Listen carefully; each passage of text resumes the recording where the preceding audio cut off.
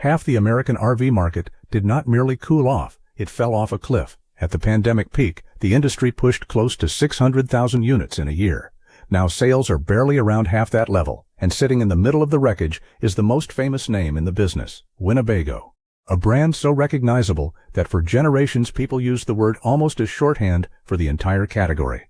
Yet in its latest stretch, this same company cut its profit expectations sharply, watched revenue in its biggest segment collapse 26% in a single quarter, saw profit inside that segment fall 46%, and then watched Wall Street turn colder by the week. Revenue for the quarter ended May 30, 2026, slipped nearly 10% to about $698 million. Total profit was only $14.5 million. Earnings per share fell more than 18% from the same period a year earlier. Then management warned that the next quarter could be worse. The stock had already lost roughly 36 to 40% from its highs, and analysts started slicing price targets. Suddenly, one of the proudest names in American road travel was not being discussed like an icon. It was being discussed like a problem. So how does a company that helped invent the modern family road trip end up here? And more importantly, is this just another brutal cycle in a famously cyclical industry, or has Winnebago made mistakes that go deeper than the economy? To answer that, you have to go back to Forest City, Iowa, in 1958. Winnebago did not begin as some sprawling lifestyle empire. It began with local people trying to create jobs in a small town. At the time, motorhomes were expensive, hand-built toys for affluent buyers, produced in small numbers at prices that put them out of reach for ordinary families. Then John K. Hansen took over and saw an opportunity that sounds obvious only in hindsight.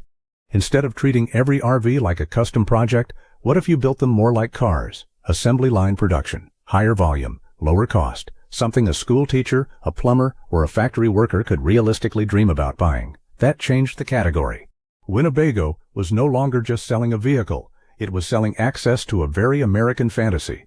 Load the family, point west, skip the hotel, ignore the schedule, and let the road decide what happens next. The idea landed so deeply that the brand achieved the rarest kind of cultural success. People began calling motorhomes from other manufacturers Winnebagos. Over time, the company expanded far beyond that original motorhome identity, adding Grand Design, Newmar, Chris Craft, and Barletta, giving it exposure to travel trailers, luxury coaches, powerboats, and pontoons.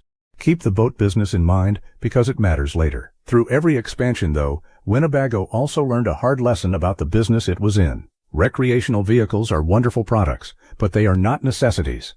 When consumers feel wealthy, gasoline is manageable, credit is cheap, and job confidence is high, RV demand can surge. When any of those things turn, buyers disappear fast. Winnebago had already lived through the fuel shocks of the 1970s, the devastation of 2008, and multiple smaller downturns. The industry has always moved in waves. The problem this time was not that nobody knew another downturn would come. The problem was that the previous boom was so extraordinary that almost everyone started treating an exception like a new rule. That exception arrived in 2020. The world shut down, commercial travel became frightening, hotels felt risky, airplanes felt worse, and suddenly an RV looked almost perfectly designed for the moment. Your own bed, your own bathroom, your own kitchen, your own moving bubble. Families who had never considered the lifestyle suddenly had a reason to look. Stimulus money, unused vacation budgets, and a desire to get out of the house all poured into the same market. In 2021, the American RV industry sold close to 600,000 units, the biggest year it had ever seen. Dealers could barely keep inventory, waiting lists stretched, factories ran hard. For a while it looked as though the country had permanently rediscovered the open road, and that is where the mistake began. Manufacturers expanded capacity, dealers ordered aggressively. Lots filled with units because everybody involved was making essentially the same bet. Maybe this was not a temporary spike. Maybe this was the new floor. But look at the buyers. A huge percentage were first-time owners who had been pushed into the category by a once-in-a-century disruption. They were not all committed campers. Many were simply looking for an escape hatch. Once airlines reopened, cruises returned, hotels normalized, and the rest of life came back, plenty of those customers were finished. 1 trip, 2 trips. Then the RV sat beside the house. Soon, barely used pandemic-era rigs started flooding the resale market. That created a double hit. New demand dropped back toward historical levels, while used inventory rose at exactly the same time. The industry had built itself for a customer base that no longer existed, and now it had to compete against its own recent past. That is the hidden engine behind almost every ugly number that followed. Not one scandal, not one product failure. a giant forecasting error about human behavior. There was another reason the boom felt believable. It seemed to confirm a cultural story the industry desperately wanted to hear. Remote work was spreading. Younger families were discovering national parks. Social media was full of renovated campers, van life channels, and people turning highways into offices. It was easy to look at all of that and conclude that the pandemic had accelerated a permanent lifestyle shift rather than temporarily distorting demand. Some of that shift was real. More people did discover RV travel, but the industry did not need every new buyer to become a lifelong customer. It needed enough of them to justify factories, dealer orders, staffing, and inventory built around a record year. That is a much higher bar. When normal travel returned, the difference between a trend and a frenzy became painfully obvious. By late June 2026, that forecasting error had worked its way all the way into Winnebago's financial statements. For the 3 months ending May 30, revenue came in around $698 million, down nearly 10%. Profit was about $14.5 million, an uncomfortable number for a company that moves billions of dollars of product through its system every year. Earnings per share were down more than 18% from the year before. Then management reduced its full-year earnings outlook, cutting deeply into what Wall Street had been expecting, and warned that the next quarter could decline by double digits. That is the moment a normal weak quarter becomes something more serious. Investors can forgive bad weather. What they hate is management admitting visibility is getting worse. Chief Executive Michael Happy pointed to the obvious pressures: fuel costs, global uncertainty, and customers who simply do not feel confident enough to finance an expensive discretionary purchase. And financing matters enormously here. An RV can carry a price tag comparable to a house down payment, and loans around 8.5% change the monthly payment fast. Put together a six-figure vehicle, high borrowing costs, nervous consumers, and weakening resale values, and the showroom becomes a very lonely place. But even that did not explain the part that worried analysts most. To find that, you had to stop looking at the company as one big number and break it into pieces. The biggest crack was in towables, the travel trailers and fifth wheels pulled behind pickups. This is the high-volume workhorse of the business, the part that helps feed the machine every day. And towables did not simply drift lower. Revenue dropped 26% in one quarter compared with the previous year, while segment profit fell about 46%. That is not a normal stumble. That is a major piece of the business losing almost half its profitability. Now, if the entire towable market were dropping at exactly the same rate, Winnebago could blame the cycle and wait for better conditions. But analysts began highlighting a more dangerous possibility. Winnebago appeared to be losing market share inside a shrinking category.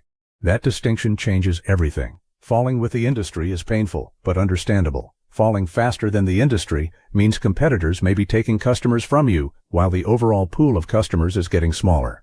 In other words, the problem may not live only in interest rates, gasoline, or consumer anxiety. Some of it could be inside the company, in product mix, pricing, positioning, dealer relationships, or execution. And once investors start asking that question, confidence can unravel quickly. Citigroup dropped its buy rating and cut its price target from $46 to $30. Truist cut its target from 43 to 35. Another firm moved from 48 to 38. One major rating service went all the way to sell. By then, the share price had already given up somewhere around 36 to 40% from its highs. Each downgrade was not just another opinion. It was another signal that the market no longer saw this as a simple temporary dip. The title-level drama is that markets can reprice a story much faster than factories can reprice reality.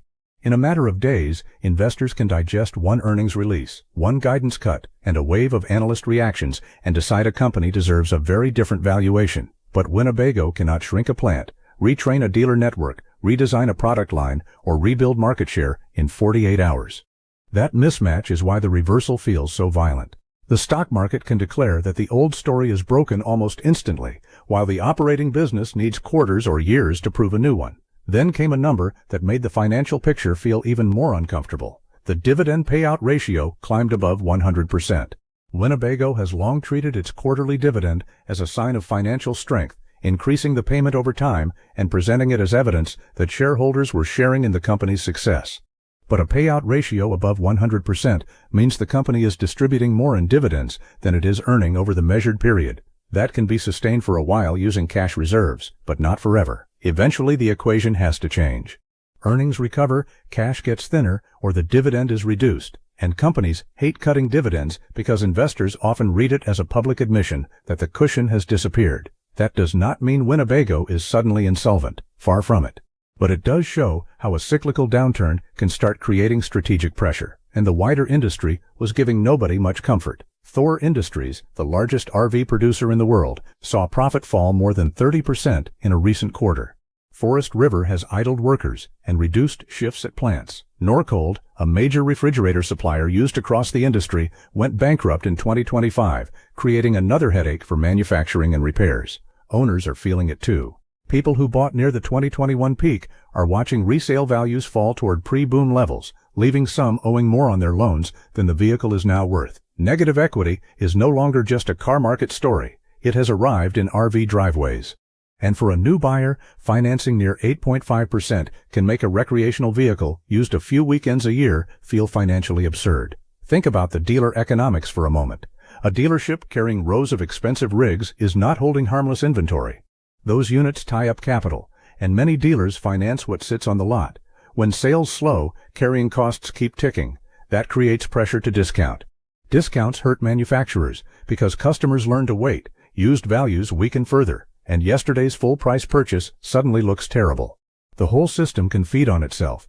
High inventory creates markdowns. Markdowns damage resale values. Weak resale values scare new buyers, and scared buyers make inventory harder to clear. It is the opposite of the pandemic frenzy, when scarcity made customers rush. Now abundance teaches them patience. At that point, the obvious strategy would be retreat, cut costs, reduce production, protect cash, wait for demand to recover.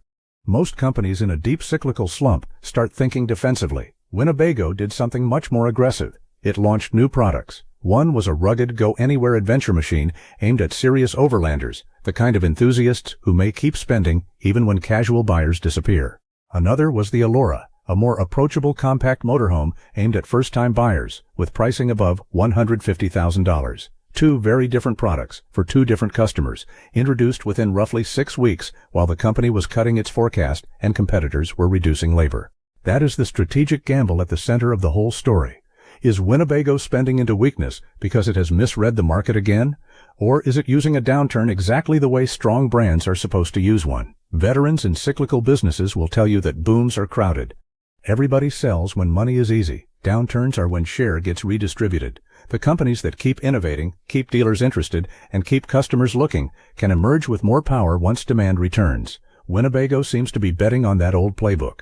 It is choosing offense at the moment everyone expects defense, and this is where the picture becomes more balanced than the headlines suggest. Winnebago is still profitable. It still has liquidity. Its balance sheet is not the portrait of a company about to disappear. The motorhome division has actually been a relative bright spot, with growth and improving margins even while towables struggle. And remember the boats. Chris Craft and Barletta give Winnebago exposure to a market that does not move in perfect lockstep with RVs. That diversification is not a cure, but it is a shock absorber. A pure-play RV manufacturer has fewer places to hide when travel trailers and motorhomes both turn down together. Winnebago at least has another engine, so this is not a death spiral. It is a famous company being hit by one of the hardest corrections its industry has seen since 2008, while also facing signs that some of its pain may be self-inflicted. That is what makes the situation so interesting. The company can blame the cycle for a lot, but not for everything. It still has to prove that its products are competitive, that its pricing makes sense, that its dealers can move inventory, and that launching fresh models into a weak market creates share rather than creating more unsold metal. So circle back to the image that started this story. Crowded lots during the boom, then quiet aisles, discounted rigs, used units everywhere, and buyers suddenly holding all the leverage. That did not happen because Americans stopped loving travel. It happened because an entire industry mistook emergency behavior for permanent behavior. In 2021, close to 600,000 units looked like a new era. A few years later, barely around 300,000 makes that peak look more like what it really was, a historic distortion. Winnebago expanded into that illusion, and now the consequences are flowing through everything at once. Lower revenue, collapsing towable profit, reduced guidance, a payout ratio above 100%, analyst downgrades, share losses, nervous buyers, underwater owners. Yet the company is not responding like it expects to lose. It is launching products and betting that the next winner is built during the downturn, not after it. That is why this story is bigger than one ugly earnings report. Winnebago built its reputation by making freedom affordable to ordinary families. Now it has to prove it can keep that promise in a market where freedom has become expensive again. The brand is still famous. The balance sheet still gives it room. The motorhome business still offers hope. The boat brands still provide diversification. But the easy years are gone, and the badge alone cannot carry the company through this correction. The next chapter depends on whether management has finally read the cycle correctly. Is launching aggressively into a shrinking market the smartest move on the board, the move that wins the next decade, or is it another expensive bet made before demand is ready? That is the real question behind Winnebago's collapse from pandemic glory, and it is the one investors, dealers, and owners will be answering long after this quarter is forgotten.